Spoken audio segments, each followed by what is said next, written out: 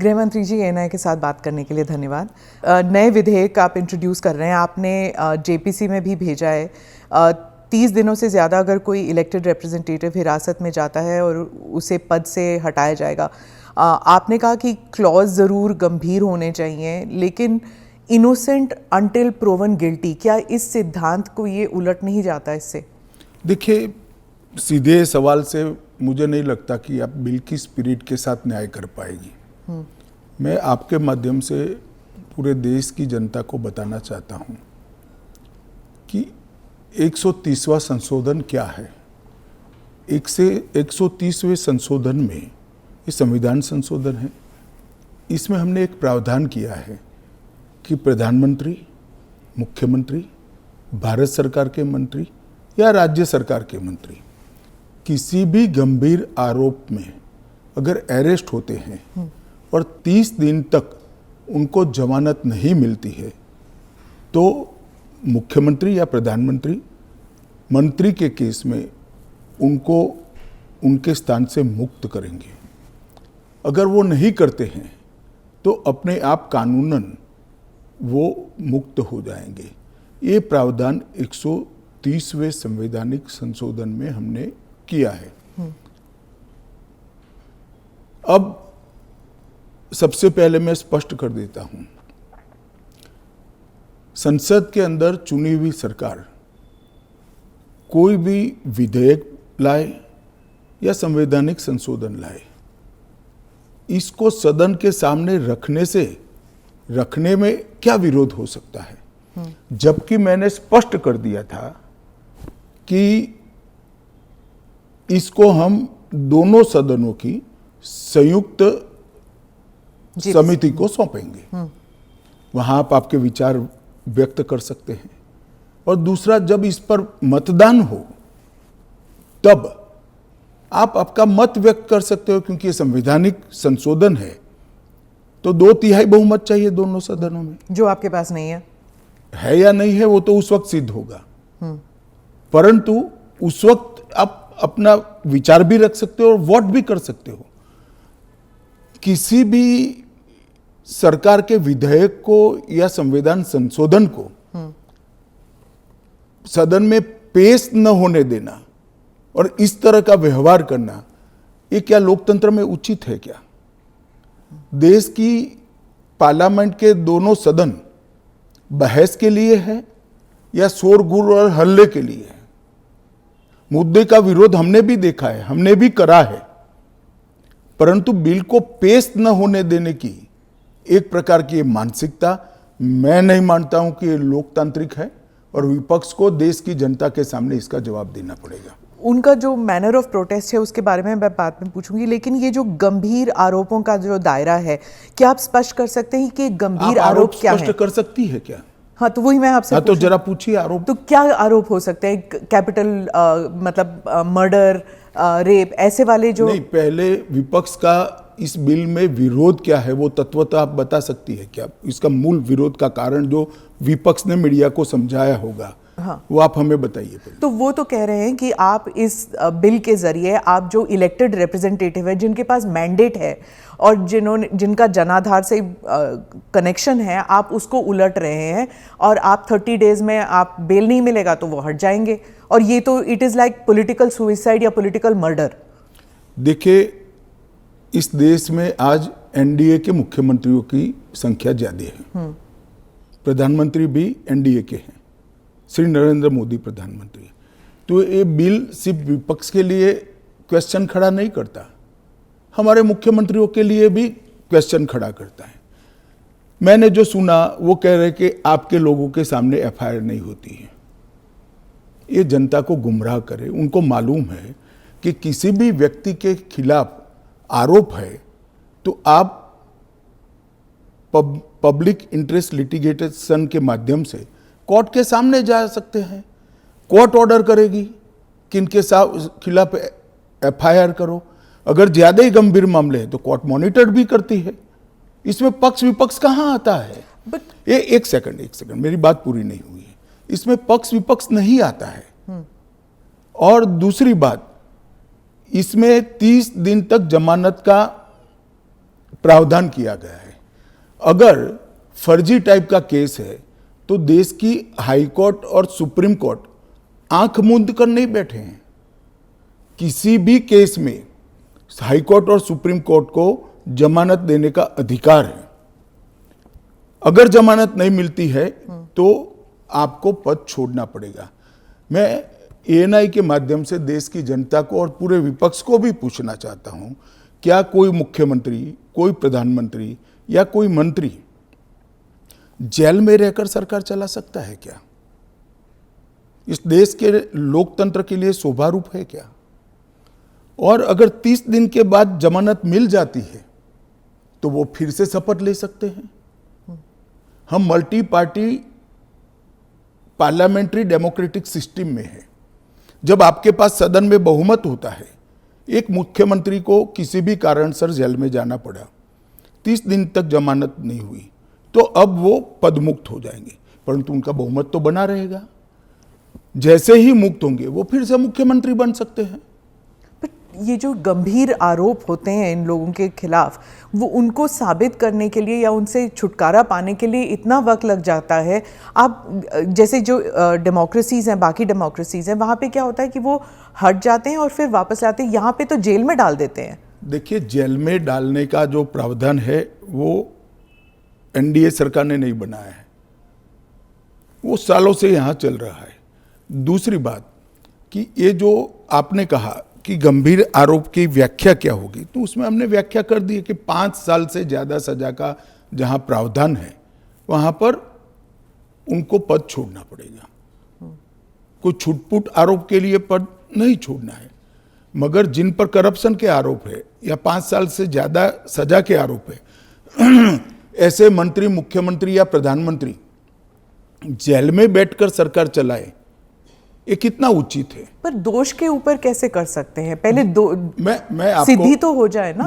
मैं आपको बताना चाहता हूं, आज भी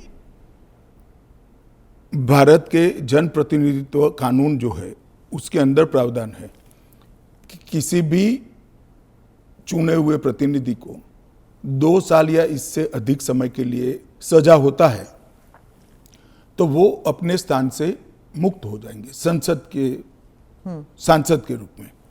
अब उस पर हाई कोर्ट की अपील बाकी है, इस पर सुप्रीम कोर्ट की अपील बाकी है, मगर एक मॉरल ग्राउंड तय करने के लिए कानून आज़ादी मिली तब से बना है। इस पर भी आर्ग्यूमेंट होता है कि भाई वो हाई कोर्ट से छूट जाएंगे, वो सुप्रीम कोर्ट से छूट जाएंगे, क्योंकि अपील फाइनल नहीं हुई है। तो जैसे ही छूटते हैं उनकी सदस्यता रिवाइव हो जाती है।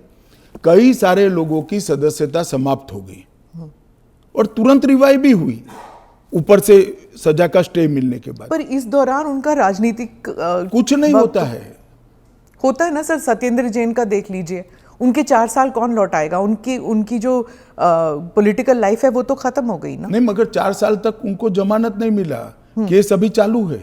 हाँ, तो पर उसके बाद सीबीआई का जो रिपोर्ट है वो कोर्ट ने एक्सेप्ट कर लिया ना। आप भयंकर भ्रांति में हो। जिस एफआईआर में वो 4 साल जेल में रहे, वो एफआईआर में क्लोजर रिपोर्ट नहीं भरी गई है। क्लोजर रिपोर्ट 2022 के केस में भरी गई।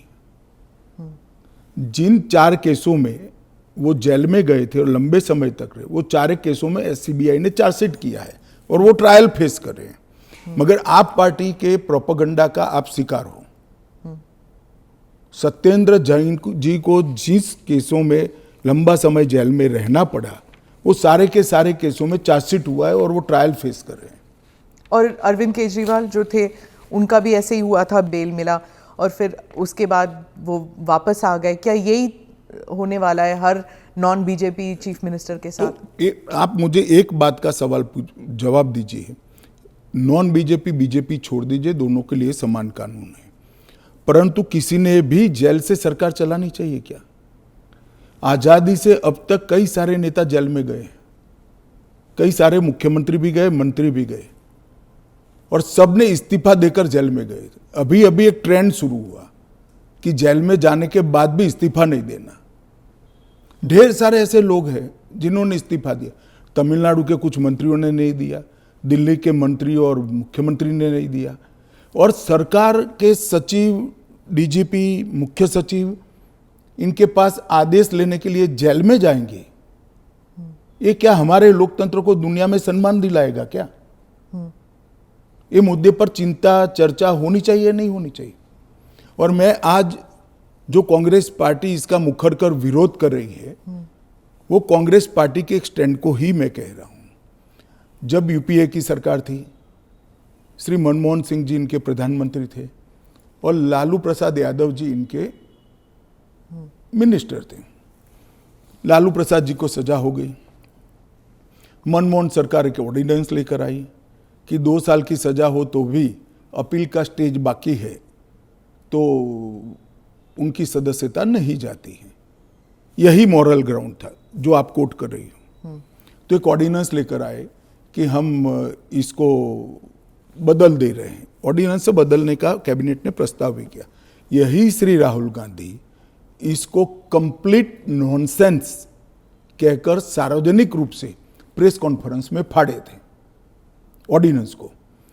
और देश की कैबिनेट ने और देश के प्रधानमंत्री ने जो फैसला लिया था, उनकी पार्टी के ही प्रधानमंत्री ने जो फैसला लिया था, उसका मॉरल ग्राउंड पर उन्होंने मखौल उड़ाया था।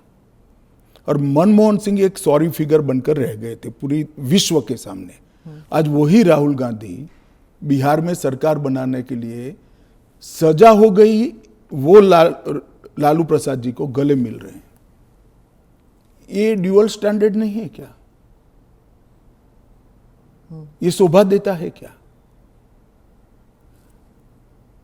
3 चीजों से ये सारे आरोप खारिज हो जाते हैं। एक तो प्रधानमंत्री जी ने स्वयं अपने आप को इसमें डाला है। एक जमाने में कांग्रेस 39वां संविधान, प्रधानमंत्री ने डाला है, पहले नहीं थे क्या प्रधानमंत्री? ना, पहले तो प्रोविजन ही नहीं था। तो जब कानून ड्राफ्ट हो रहा था तो उन्होंने खुद डाला अपना? हाँ, खुद डाला है। पहले 39वां जो संशोधन था, इसमें इंदिरा जी उपराष्ट्रपति, राष्ट्रपति के साथ साथ खुद को भी इनके खिलाफ कोई वैधता नहीं रहती है चुनावी मुकदमों का, एक संविधान संशोधन लेकर आई थी। वो खैर कांग्रेस पार्टी और श्रीमती इंदिरा गांधी की नैतिकता का सवाल है। नरेंद्र मोदी जी अपने खिलाफ खुद संविधान संशोधन लेकर आए हैं कि प्रधानमंत्री भी जेल में जाएगा तो उसको इस्तीफा दे देना पड़ेगा। पर इससे एक एक्स्ट्रा जुडिशियल पावर कह लीजिए, जो भी एक अधिकारी को नहीं मिल जाता कि प्रधानमंत्री से भी ज्यादा सीनियर हो जाता है वो? जी, आप ऐसे बात करिए जिसमें जैसे इस देश में कोई कोर्ट ही नहीं है। पर कोर्ट में डिलेज होते हैं ना सर? ये कानून आने के बाद नहीं होंगे, क्योंकि कोर्ट को तुरंत इंटरवीन करना पड़ेगा। किसी चुने हुए प्रतिनिधि को खारिज करने का प्रावधान हुआ है। मैं तो उल्टा कहता हूं, इससे यस और नो जो होना है वो जल्दी हो जाएगा। तो प्रेशर कोर्ट्स पे होगा डिक्लेयर करने के लिए? प्रेशर होगा ये कहना ठीक नहीं है। हाँ। मगर हमारी कोर्ट भी, पर उसी नहीं सुनिए ना, हमारी कोर्ट भी कानून की गंभीरता को समझती है।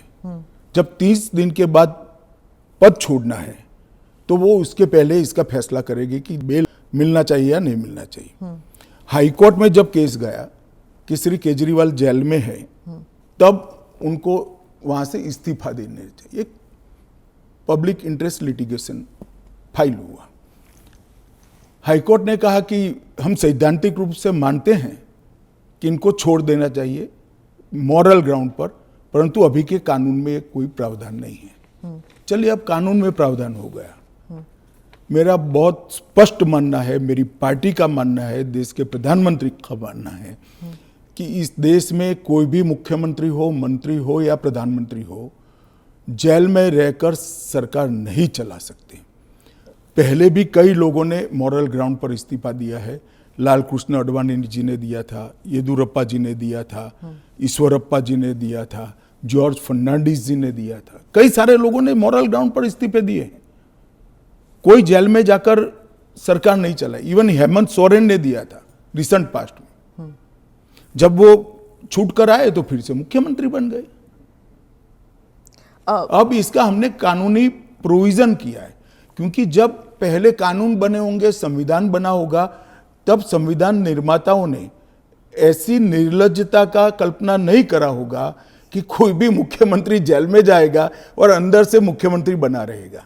खैर, अब ऐसी घटनाएं हुई है रिसेंट पास्ट में, तो हमें हमारी नैतिक मूल्यों के स्तर को गिरने नहीं देना चाहिए। एक कानून नैतिक स्तर के मूल्यों को एक आधार देगा और इससे हमारा लोकतंत्र निश्चित रूप से मजबूत होगा। गृहमंत्री जी, विपक्ष कह रहा है कि सरकार जो है वो इस तरह के जो सिचुएशन बनाएगी या फिर कोर्ट पर दबाव डालेगी कि 30 दिन में जमानत नहीं मिलेगा। अगर 30 दिन में जमानत नहीं मिल जाता तो फिर the entire thing falls through.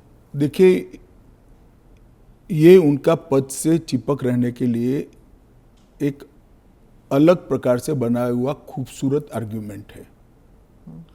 मैं मानता हूं हमारी कोर्ट्स संवेदनशील है और जब किसी का पद जाता है तो निश्चित रूप से कोर्ट समय मर्यादा में उनकी जमानत के फैसले करेंगे, जो भी होगा उसका। मैं विपक्ष के लिए नहीं लिखा, पक्ष विपक्ष जो भी होगा, इसकी जमानत के फैसले तुरंत ही करने की पद्धति भी डेवलप होगी, ऐसा मेरा स्पष्ट मानना है। वो तो कहते हैं कि पॉलिटिक्स ऑफ वेंडेटा होगा, क्योंकि जो इन्वेस्टिगेटिंग ऑफिसर है, जो पुलिसिंग है, वो सब सेंट्रल के कमांड में आ जाता है। पूरी चीज में से आपकी सरकार है तो फिर पूरी चीज में से कोर्ट को बाहर ही रख रही हो। तो कोर्ट जाने से पहले इन्वेस्टिगेशन भी तो होगा ना। इन्वेस्टिगेशन तो पुलिस के हाथ में। मैं समझ गया, इन्वेस्टिगेशन हो गया, गलत हुआ, मान लीजिए आरोप भी मान लीजिए, अरेस्ट भी गलत हुई, तो 30 दिन में कोर्ट कहेगा अरेस्ट गलत है। और वेंडेटा की बात कांग्रेस पार्टी कर रही है, इनको शोभा नहीं देता जी। पर ये फिर वही पॉलिटिक्स की बात हो गई ना, क्योंकि आप कह रहे हैं कि इतने सारे राज्य हैं जहां पर बीजेपी के चीफ मिनिस्टर्स हैं, लेकिन वो तो टारगेट में नहीं होंगे। वो तो कह रहे हैं कि जहां पर बीजेपी की सरकार नहीं है वहां के चीफ मिनिस्टर्स को आप टारगेट बनाएंगे, खासकर ये जो इंडिया अलायंस के जो चीफ मिनिस्टर्स हैं। देखिए, मैं अभी भी कहता हूं कि भारतीय जनता पार्टी और एनडीए शासित जो राज्य हैं वहाँ कोई भी करप्शन या हमारे मंत्री या मुख्यमंत्री के खिलाफ केस है, उनका आरोप मान लीजिए, मानने के लिए ये फर्जी आरोप है, मगर एक सेकंड के लिए मान लीजिए कि कानून का काम नहीं करेगा, तो कोई भी व्यक्ति कोर्ट के सामने जा सकता है और कह सकता है कि इनके सामने एफआईआर दर्ज करने का आदेश दीजिए। और जब उनकी सरकार थी और वो ऐसा करते थे, तब बहुत सारी जांच कोर्ट के आदेशों से शुरू हुई है। यूपीए 2 में कम से कम 12 केस में गिना सकता हूं जहां कोर्ट के ऑर्डर से सीबीआई की जांच हुई है और सारे लोग फंसे हैं। पर वो उस टाइम तो उनकी सरकार थी, अभी आपकी सरकार है। वो कह रहे हैं कि चाहे डीएमके हो या आम आदमी पार्टी हो, आप सबके नेताओं को आप जेल में डाल देंगे। ऐसे नहीं हो सकता है, ये संभव ही नहीं है, क्योंकि कोर्ट तुरंत इंटरवीन करेगी अगर इसके अंदर एफआईआर के अंदर या अरेस्ट के अंदर तत्व नहीं है तो अरविंद केजरीवाल का उदाहरण भी देते हैं कि इस प्रावधान के अनुसार अगर उन्हें जमानत 30 दिन के भीतर ना मिलती तो वो भी वहीं पे पड़े रहते, जेल में पड़े रहते, और उनको फिर वो चीफ मिनिस्टर पद से भी हटा दिया। जमानत उनको एक कानून आया ही नहीं था, फिर भी मिल गई थी। हाँ, मगर इतना जरूर होता, अगर ये कानून होता तो उनको इस्तीफा दे देना पड़ता। वो जो मैं मानता हूं कि देना चाहिए। बाहर निकलकर जब पब्लिक विरोध करने लगी तो उन्होंने दे भी दिया, मॉरल ग्राउंड पर ही दिया। अब कानूनन देना पड़ेगा, इतनी ही बात है। तो चुनाव फेस करने के पहले उन्होंने मॉरल ग्राउंड पर इस्तीफा देकर आतिशी जी को दिल्ली की मुख्यमंत्री, क्योंकि जैसे ही घूमने लगे पब्लिक ने सवाल करे। आपने कहा कि आप जीपीसी में भेजने वाले हैं, लेकिन ऑपोजिशन जो कह रहे हैं, जैसे टीएमसी जो फोर फ्रंट पे है ऑपोजिशन में इस मामले में, वो कह रहे हैं कि वो जेपीसी का हिस्सा बनेंगे ही नहीं, वो बॉयकॉट कर देंगे। फिर क्या होगा? नहीं, क्या होगा तो हम क्या कर सकते हैं? तो फिर वो कानून ले आएंगे फिर? तो उनको कौन ना बोल रहा है कि आप मत बनो? क्योंकि हम कह ही रहे हैं कि आप बनिए। आप अगर पार्लियामेंट चलाने के जो नियम बने हैं वो नियम को भी स्वीकार नहीं करोगे और आप कहोगे कि हमारी इच्छा है वही फाइनल हो, भले हम विपक्ष में हैं, ऐसे नहीं हो सकता।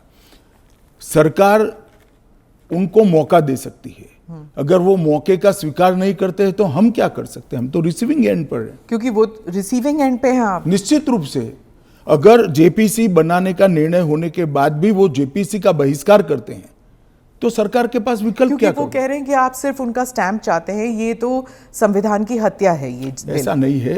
जेपीसी में अनेक साक्ष्य बुलाए जाते हैं, सार्वजनिक जीवन के भी बुलाए जाएंगे। आप एप्लीकेशन करोगी तो आपको भी बुलाएंगे, आपका रिकॉर्ड होता है और वो सारे दलीलों का, साक्ष्यों के दलील का काट कर कर रिपोर्ट तैयार होता है और वो रिपोर्ट के आधार पर बिल को बदला जाता है। तो पूरी पार्लियामेंट की संवैधानिक प्रक्रिया को ही सिरे से खारिज कर दें। फिर तो आप ऐसे भी कह सकते हो कोई भी कानून हम पास नहीं होने देंगे, हम विरोध करेंगे। कि महत्वपूर्ण बिल है, सभी पार्टियों के सदस्यों की राय पार्टी से कंसल्ट कर कर एक कंसीडर्ड राय जेपीसी के सामने आनी चाहिए। और अगर जेपीसी नहीं आता, अगर वो बहिष्कार करते हैं तब क्या होगा? तो कुछ नहीं होगा, जेपीसी अपना काम करेगी। तो कैसे काम करेगी? अगर बहिष्कार कर रहे हैं तो फिर तो पूरे ऑपोजिशन के बगैर तो मौजूदा लोग काम करेंगे। कल को आप अगर ऑपोजिशन अभी से लेकर 4 साल तक कोई काम में सहयोग नहीं होता है, देता है, तो देश नहीं चलेगा क्या? स्मिता जी, ऐसे नहीं चलता है। हम इतना ही कर सकते हैं कि उनको बोलने का मौका दे, उनको बात रखने का मौका दे। अगर वो अपनी बात रखना ही नहीं चाहते हैं, अगर बोलना ही नहीं चाहते हैं, तो देश की जनता भी तो देख रही है ना चीजों को। विपक्ष का यही कहना है कि आप हमेशा कह रहे हैं, इस बिल को लेकर कह रहे हैं कि जुडिशरी डिसाइड करेगा, जुडिशरी, लेकिन जुडिशरी में सारे केसेस इतनी लंबे तौर पर विलंबित होती हैं, नहीं चलते हैं। और एक सेकंड, जुडिशरी में बेल के केस कभी भी, मेरे अलावे किसी भी बेल का केस सुप्रीम कोर्ट में 5 दिन से ज्यादा नहीं चला है।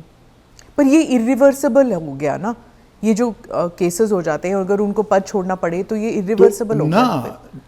जमानत मिलने के बाद वो फिर से ले सकते हैं। हमारा इतना ही है कि जमानत नहीं होती तब तक आप जेल से सरकार नहीं चला सकते। तो चलो जमानत मिलने में 30 की जगह 40 दिन हुआ, तो 40 दिन के बाद आप शपथ ले सकते हो। इसमें कोई जुडिशियल प्रोविजंस हैं क्या इस बिल में कि थोड़ा बहुत एटलीस्ट सुरक्षित महसूस करे? एक यही सबसे बड़ा सुरक्षित महसूस करने का कारण है कि 30 दिन के बाद अगर आप इस्तीफा देते हो, उसके बाद में आपको जमानत मिलती है, जब चार्जशीट हो जाए वगैरह वगैरह, और जमानत अगर मिलती है तो आप शपथ ले सकते हो। इससे असुरक्षित होने का कोई भाव रखने का कारण के नजरिए में आप ऑलरेडी गिल्टी साबित हो गए ना। अगर आपको इस्तीफा देना है, फिर से इलेक्शन लड़ना है, ऐसा है। इसके पहले कितने स्टेज आते हैं पहले आप जान लीजिए। सबसे पहले एफआईआर होती है, और सीबीआई है तो पीई होती है, प्रिलिमिनरी इंक्वायरी होती है। एफआईआर होती, एफआईआर पर आप स्टे ले सकते हो। हाँ। उसके बाद में आपकी पूछताछ होती है, इस पर भी स्टे ले सकते हो। इसके बाद में आपका समन निकलता है, उसके बारे में भी आप स्टे ले सकते हो, और अरेस्ट पर भी स्टे लेते हो, और अरेस्ट होती है तो फिर जमानत के लिए अप्लाई भी कर सकते हो। ये 5 स्टेज आते हैं, रातों रात कुछ नहीं होता। मगर करप्शन में अगर आकंठ आप डूबे हुए हैं तो फिर तो अरेस्ट भी होगी, जेल में भी जाना पड़ेगा, इस्तीफा भी देना पड़ेगा। फिर भी अगर बाद में जमानत होती है तो आप फिर से शपथ ले लो भाई। मगर एक बात आप मुझे ये बताइए, क्या एज अ सीनियर जर्नलिस्ट आप इस चीज को ठीक मानती है? क्योंकि अभी तो नरेंद्र मोदी जी है तो ऐसा सवाल ही नहीं है, परंतु कभी भी देश का प्रधानमंत्री जेल में जाए तो जेल से देश का प्रधानमंत्री सरकार चलाए, वो ठीक मानती है क्या आप? देश का मुख्यमंत्री जेल में रहकर सरकार चलाए, वो ठीक मानते हैं क्या आप? क्या इस देश में ऐसी मान्यता है कि जो व्यक्ति पद पर बैठा है इसके अलावा देश चलेगा ही नहीं? भाई, आपके दल का बहुमत है, आपके दल का कोई अलग व्यक्ति आकर शासन चलाएगा। जब आपका बेल हो जाए आप जरूर चले जाइए वहां पर। मगर हमने कोई एक लेवल रखना है। फिर तो 2 साल के बाद सदस्यता भी क्यों जानी है? क्योंकि ऊपर अपील का अधिकार है, वो निर्दोष छूट सकते हैं। क्यों जानी चाहिए 2 साल? और वो कांग्रेस के समय में प्रावधान हुआ है कि अगर 2 साल से ज्यादा सेशन कोर्ट्स में जेल होती है, 2 साल से ज्यादा समय के लिए कैद का ऑर्डर होता है, तो आपकी सदस्यता अपने आप समाप्त हो जाती है। गृहमंत्री जी, मॉनसून सेशन में हमने देखा कि विपक्ष ने आप पर भी आरोप किया कि आप भी जेल गए थे, आप पे भी आरोप हुआ था। तो जब उन्होंने ऐसा कहा, आपने कहा कि मुझे नैतिकता के बारे में कांग्रेस से नहीं सीखना, उस बारे में आप बताएंगे हमें कुछ? जरूर बताऊंगा। मैंने इसलिए कहा था कि मेरे पे आरोप लगा और जैसे ही मुझे समन आया, अरेस्ट छोड़ दीजिए, सीबीआई ने मुझे समन किया, मैंने दूसरे ही दिन इस्तीफा दे दिया था। अरेस्ट तो मेरी बाद में हुई। जैसे ही सीबीआई ने मुझे समन किया था, मैंने दूसरे ही दिन इस्तीफा दिया था और केस चला और केस में जजमेंट भी आया कि ये पॉलिटिकल वेंडेटे का केस था और मैं पूर्णतया निर्दोष हूं। पर वो तो बाद में आया एक था सेकंड, 2016। एक सेकंड सुनिए ना। हाँ। एक सेकंड, वो जजमेंट बाद में आया। बेल मेरी पहले हो गई थी, बेल मेरी पहले हो गई थी और वो जजमेंट ऐसा आया कि कंप्लीटली पॉलिटिकल वेंडेटा के केस है, कहीं पर दूर दूर तक मेरा इस केस में इन्वॉल्वमेंट नहीं है और मुझे शंका के आधार पर बरी नहीं किया गया था। मेरे सामने के केस को खारिज किया गया था और मुझे बेल मिल गया था 96वें दिन पर। फिर भी मैंने फिर से शपथ लेकर गृह मंत्री नहीं बना था। इतना ही नहीं, जब तक मैं कंप्लीटली मेरे सामने के सारे आरोप क्वाश नहीं हुए, तब तक मैंने किसी भी संवैधानिक पद पर शपथ नहीं ली थी। तो मुझे क्या विपक्ष नैतिकता के पाठ पढ़ाता है? इन लोगों ने इंदिरा जी के समय में प्रयास किया कि प्रधानमंत्री को शील्ड किया जाए और आज भी ये प्रयास कर रहे हैं कि अगर कभी जेल में जाना पड़े तो हम आराम से जेल से सरकार बनाएंगे, जेल को सीएम हाउस पीएम हाउस बनाएंगे और वहां जाकर डीजीपी जेल से ऑर्डर लेंगे, चीफ सेक्रेटरी जेल से ऑर्डर लेंगे, भारत सरकार के कैबिनेट सेक्रेटरी जेल से ऑर्डर लेंगे, भारत सरकार के गृह सचिव जेल से ऑर्डर लेंगे। इस तरह से देश चलेगा। और ये कल्पना ही मैं तो, मेरी पार्टी और मैं दोनों सिरे से खारिज करते हैं कि जो व्यक्ति बैठा है इसके बगैर इस देश का शासन नहीं चल सकता और इससे किसी का भी बहुमत पार्लियामेंट में या विधानसभा में प्रभावित नहीं होगा। एक सदस्य जाएगा, आपकी ही पार्टी के दूसरे साथी सरकार चलाएंगे और आप जब जमानत प्राप्त कर लोगे तो आप आकर फिर से शपथ कर सकते हो। इसमें आपत्ति क्या है? अमित शाह जी, आप बार बार जुडिशरी का हवाला देते हैं, लेकिन उस वक्त भी जस्टिस आफ्ताब आलम आपके घर आए थे आपसे सिग्नेचर लेने के लिए कि आप गुजरात से बाहर चले जाएंगे। ना, ऐसा नहीं हुआ है। आफ्ताब आलम साहब कभी मेरे घर पे आए नहीं है, ऐसी जरूरत भी नहीं पड़ी है। इन्होंने यहाँ रविवार के दिन स्पेशल कोर्ट बिठाकर मेरी बेल एप्लीकेशन को सुना और रिजेक्ट किया? ना, रिजेक्ट नहीं किया। इन्होंने कहा कि मुझे लगता है कि अमित शाह गृह मंत्री रहे, वो साक्ष्य को प्रभावित कर। तो मेरी जो वकील थी, इन्होंने कहा कि आपको अगर ये भय है तो जब तक बेल एप्लीकेशन डिसाइड नहीं होता हमारे क्लाइंट गुजरात के बाहर रहेंगे। वो मैंने स्टेटमेंट किया है। 2 साल आप बाहर रहे? हाँ, 2 साल में बाहर रहा, निश्चित रूप से बाहर रहा, क्योंकि 2 साल भारत के इतिहास में कभी भी किसी की बेल एप्लीकेशन 2 साल नहीं चली है। आलम साहब की कृपा से मेरी बेल एप्लीकेशन 2 साल चली, ज्यादा से ज्यादा बेल एप्लीकेशन 11 दिन तक चली है। आपने उस वक्त पहले भी जिक्र किया था अडवाणी जी के ऊपर कि उन्होंने भी इस्तीफा दिया था। जी, कहा था अडवाणी जी ने इस्तीफा दिया था, ढेर सारे हमारे कार्यकर्ता, मदन लाल खुराना वगैरह सारे, सभी ने दिया था। कि जब तक, अरे अभी हेमंत सोरेन जी ने दिया था। ये तो एक नया संस्कृति आया अभी विगत 2 साल पहले ऐसा केस ही नहीं था कोई। सभी लोगों पर आरोप लगते थे, सब लोग इस्तीफा दे देते थे, बरी होकर राजनीति शुरू करते थे। तमिलनाडु के कुछ मंत्रियों ने इस्तीफा नहीं दिया, दिल्ली के मंत्री और मुख्यमंत्री ने इस्तीफा नहीं, और अगर इस तरह से इस समाज जीवन का, नैतिकता का स्तर आप राजनीतिक और समाज जीवन का नीचे ले जा रहे हैं, इससे हम सहमत नहीं हैं।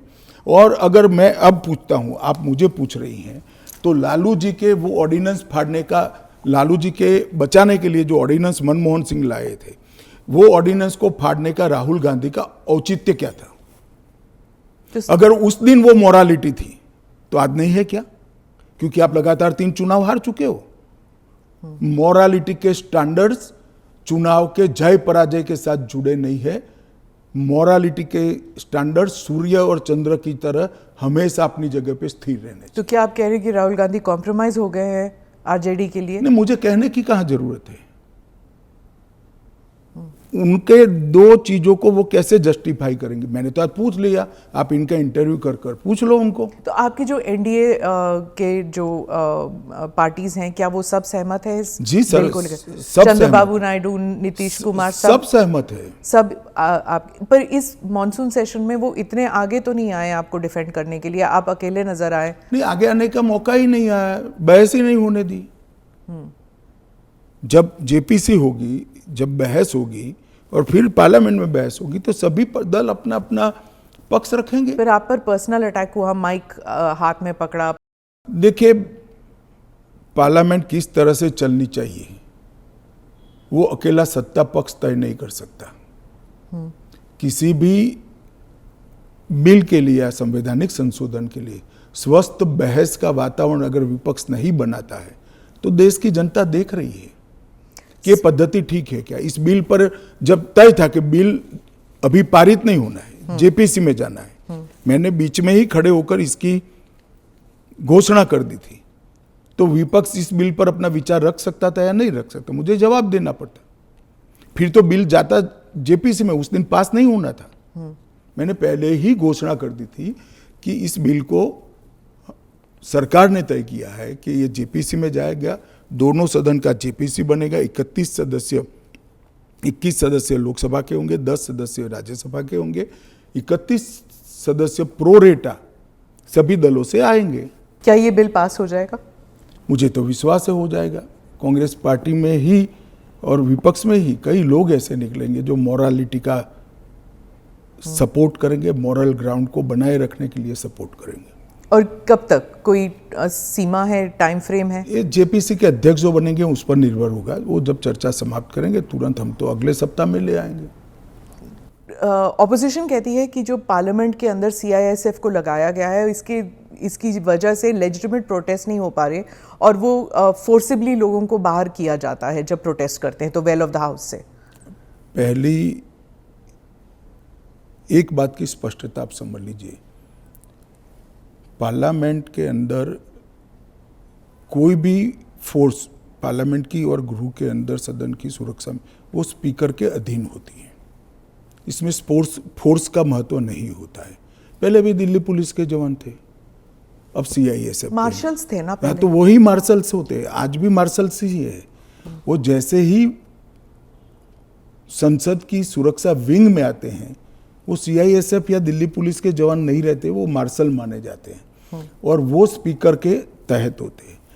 मार्शल सदन के अंदर तभी प्रवेश करते हैं जब स्पीकर उनको ऑर्डर करे। एक बात, ये जो बदलाव हुआ है वो एक बड़ी दुर्घटना हुई थी।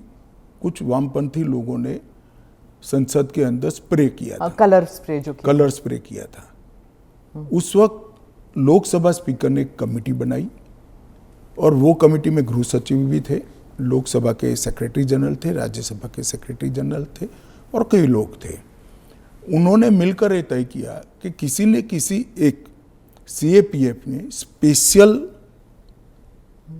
संसद की सुरक्षा के लिए ट्रेनिंग किया हुआ एक दस्ता बनाया जाए, जो दस्ता संसद सभ्यों की गरिमा, पार्लियामेंट्री प्रोसीडिंग की गरिमा और संसद की सुरक्षा तीनों का समायोजन कर काम कर पाए।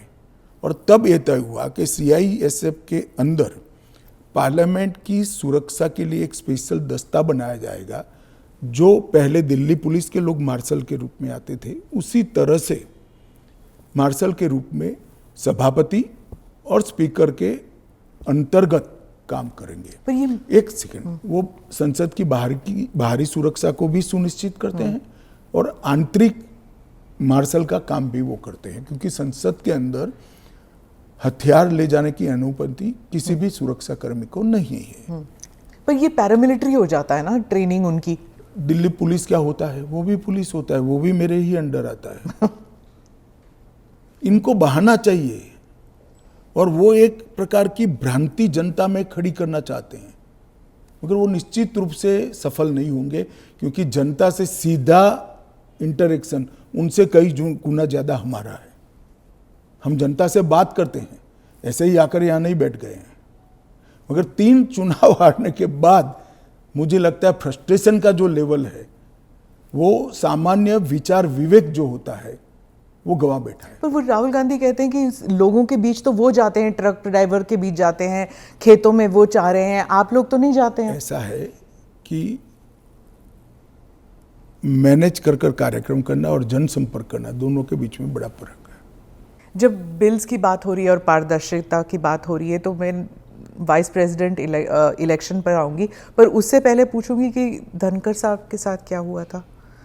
उन्होंने आपने प्रेशर डाला था उन पर रेजिग्नेशन के लिए? मुझे लगता है ANI ने रिसर्च विंग बंद कर दिया है। धनखड़ साहब का इस्तीफे का पत्र स्वयं स्पष्ट है।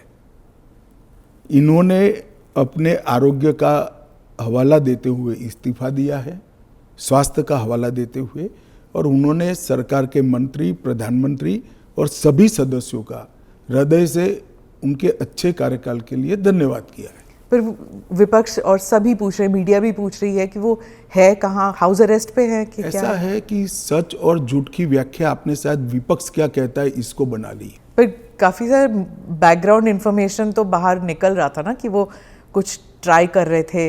ये भी बात निकल रही है कि शायद कू कर रहे थे। कौन? धनखड़ जी? नहीं, ऐसी कोई बात नहीं है जी। इसमें बात का बतंकड़ नहीं बनाना चाहिए। धनखड़ जी संवैधानिक पद पर बैठे, अपने कार्यकाल में उन्होंने संविधान के हिसाब से अच्छा काम किया जी। इनकी निजी स्वास्थ्य की समस्या के कारण इन्होंने इस्तीफा दिया है। हाँ। इसको ज्यादा खींच कर कुछ ढूंढने का प्रयास नहीं करना चाहिए। देखिए, देश में बहुत सारी पॉजिटिव स्टोरीज हैं, हमेशा इस तरह की स्टोरी के पीछे नहीं लगना चाहिए। जो NDA के जो वाइस प्रेसिडेंट कैंडिडेट है, कहा जाता है कि आपने उन्हें इसलिए पिक किया क्योंकि बीजेपी जो है अब तमिलनाडु में अपना खाता खोलना चाहती है, इसलिए। नहीं, ऐसा नहीं है। हम पहले भी तमिलनाडु में साथियों के साथ चुनाव लड़े हैं, हमारी यहाँ बहुत सारी सीटें भी आई है, ऐसा नहीं है। कहीं से भी पिक करोगे तो ऐसे कारण बनाकर पूछा जाएगा। उपराष्ट्रपति का प्रत्याशी दक्षिण से आना इसलिए स्वाभाविक है क्योंकि पूर्व से राष्ट्रपति थी, पश्चिम और उत्तर से प्रधानमंत्री जी थे, तो दक्षिण से आना बड़ा स्वाभाविक है। अब आए हैं, इसको इस दृष्टि से नहीं देखना चाहिए। श्री राधाकृष्णन जिनका बहुत लंबा राजनीतिक जीवन रहा है, वो 2 बार संसद के सदस्य रहे, हमारी पार्टी के अध्यक्ष रहे, झारखंड के गवर्नर रहे, तेलंगाना के गवर्नर रहे, पांडिचेरी के गवर्नर रहे, मुंबई के गवर्नर रहे, और सार्वजनिक जीवन में एक साफ सुथरा उनका जीवन है और एक बेहद मैच्योर राजनीतिज्ञ है। तो कई सारे एक्सपर्ट्स कह रहे हैं कि उनका चुनाव ये भी है कि वो आरएसएस के साथ उनका कनेक्शन है, इसीलिए। ये तो ढेर सारे लोग, प्रधानमंत्री जी स्वयं का आरएसएस के साथ कनेक्शन है। धनखड़ जी का नहीं। अरे सुनिए ना, मेरा भी है। तो हम लोगों का चयन देश ने इसलिए किया है कि हम आरएसएस से। आरएसएस के साथ कनेक्शन होना कोई माइनस पॉइंट है क्या? आप बताइए। जरा भी नहीं है। अटल बिहारी वाजपेयी जी भी आरएसएस से कनेक्टेड थे, श्री अडवाणी जी भी आरएसएस से कनेक्टेड थे, मोदी जी भी है, मैं भी हूँ, राधाकृष्णन जी भी है।